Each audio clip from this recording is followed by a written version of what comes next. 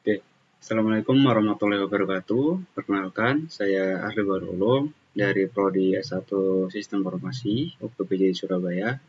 Pada kesempatan kali ini, saya akan mengimplementasikan mengenai tugas 3 dari mata kuliah pemrograman berbasis desktop ya. Dengan tugas yaitu membuat sebuah pemrograman berbasis objek dengan studi kasus manajemen restoran ya. Dengan include indikator yaitu pengertian konsep abstraksi atau inheritance, kemudian encapsulation, polymorphism, exception, dan juga looping array ya. Oke, di sini saya sudah membuat sebuah programnya yang dimana di sini saya menggunakan Java ya.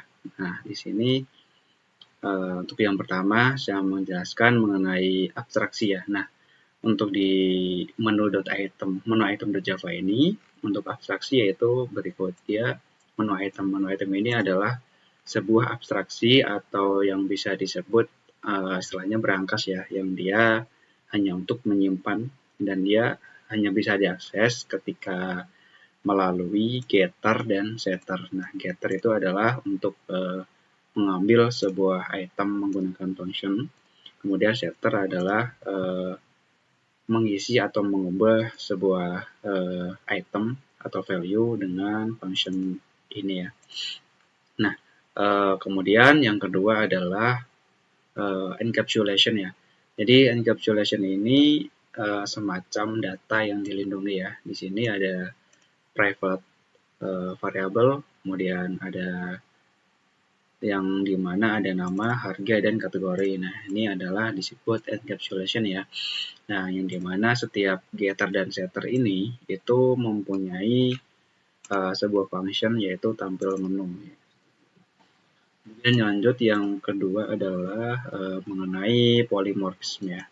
Dan untuk polymorphism sendiri itu berada di sini.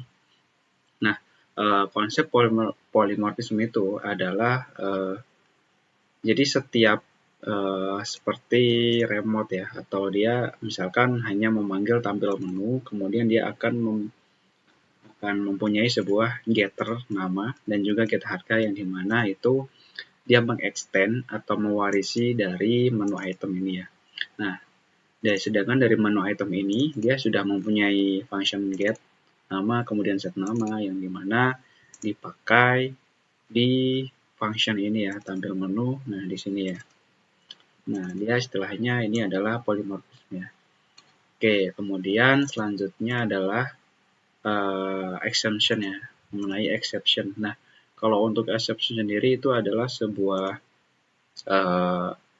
pengecualian ya. Misalkan di sini saya mempunyai exception yaitu ketika menu item tidak ditemukan. Nah, di sini dia berfungsi sebagai memberikan feedback ya ketika user mencari sebuah menu item ketika tidak ditemukan maka akan tampil respon seperti ini ya. Nah, ini penggunaannya adalah di sini ya. Jadi di try catch ini ketika misalkan user mencari item by nama gitu ya. Nah, ketika tidak ada nama tersebut maka akan ditampilkan yaitu menu item exception. Kemudian lanjut yaitu mengenai operasi file ya. Nah, operasi file sendiri itu berada di sini ya. Jadi operation file itu adalah sebuah data yang sebelumnya telah diinputkan maka disimpan di sini ya. Di tempat penyimpanannya. Dan selanjutnya yaitu mengenai pengulangan dan array string ya. Untuk pengulangan dan array string sendiri sudah jelas ya, dia berada di sini untuk di main.java dan ya main.java ini adalah dia sebagai utama ya, yang dimana dia menjalankan satu aplikasi konsol ini. Nah, untuk pengulangan sendiri itu dia berada di sini ya. Di sini ada namanya while, kemudian do ya. Nah, ini termasuk pengulangan array ya, seperti itu. Kemudian di sini juga ada kondisional, yaitu if else. Kemudian di sini juga ada pemakaian switch. pengecekan kondisi bahwa ketika tipe itu adalah sama dengan tipe yang dipilih, maka dia akan menjalankan case pertama, case kedua, dan seterusnya seperti itu. Oke, langsung saja saya praktikkan ya untuk ininya. Nah, di sini saya sudah membuat sebuah shortcut ya, yang dimana saya tinggal merun seperti ini.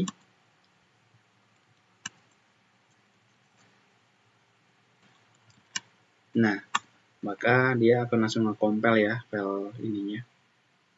Dia langsung meng-compile aplikasinya yang dimana isinya file.shi itu seperti ini. Nah, dia merunning, dia membuat target kelasnya dulu, kemudian dia merunning source untuk main.java, dan dia membuat sebuah encode ya, seperti ini. Kemudian dia membuat sebuah target kelas seperti ini ya. Ini adalah sebuah compile dari Java. Oke, pertama ini ada menu 1 sampai 6 ya. Nah, kemudian saya coba untuk kedua dulu. Nah, di sini sudah tampil ya untuk daftar menu makanannya apa, kemudian minumannya apa, dan juga ada diskon ya di sini ya. Oke, langsung saja saya untuk mencoba terima pesanan ya. Nomor 3. Nah, saya akan memesan, nama itemnya adalah nasi goreng misalkan. Nah, jumlahnya adalah 100 ya. Oke, kemudian saya akan pesan lagi es teh 100 porsi juga ya. Nah, ketika dirasa sudah selesai, maka kita ketikkan selesai. Nah, cara pengecekannya adalah kita bisa cek di nomor 4, tampilkan struk pelanggan. Nah, di sini maka akan tampil pesanan yang tadi barusan di-create ya. Ada nasi goreng 100 pieces yang dimana harganya per item adalah 25.000, maka harganya adalah 2.500.000 ya. Kemudian ada es teh 100 item juga, harganya 5.000, maka jumlahnya 500.000 ya. Nah, di sini ketika pembelian itu lebih dari 50.000, nah maka akan terpampang diskon ya, 10% ya, sebesar 10% yaitu 300.000 ya. Maka total bayarnya adalah sekian. Nah, kemudian saya akan mencoba menambahkan menu ya. Misalkan di sini saya akan menambahkan menu namanya misalkan makanan ya. Nah, di sini makanannya adalah rujak cingur. Harganya 15.000. Jenis makanannya goreng ya, misalkan apa rujak sambelan gitu. Oke, nah kita cek. Nah, di sini tampil ya ini dari kategori makanan 15.000, jenisnya sambelan ya. Oke, kemudian kita coba simpan ya, simpan muat menu. Oke, kemudian kita simpan ke menu file. Nah, maka di sini dia akan tampil ya, tambahan yang tadi nih rujak cingur ya di sini ya. Oke, kemudian kita coba simpan struk pesan yang aktif ya.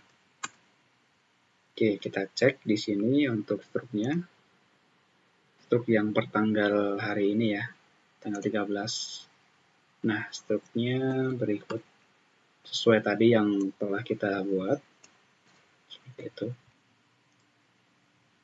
Baik, cukup untuk implementasi dari saya. Sekian, terima kasih.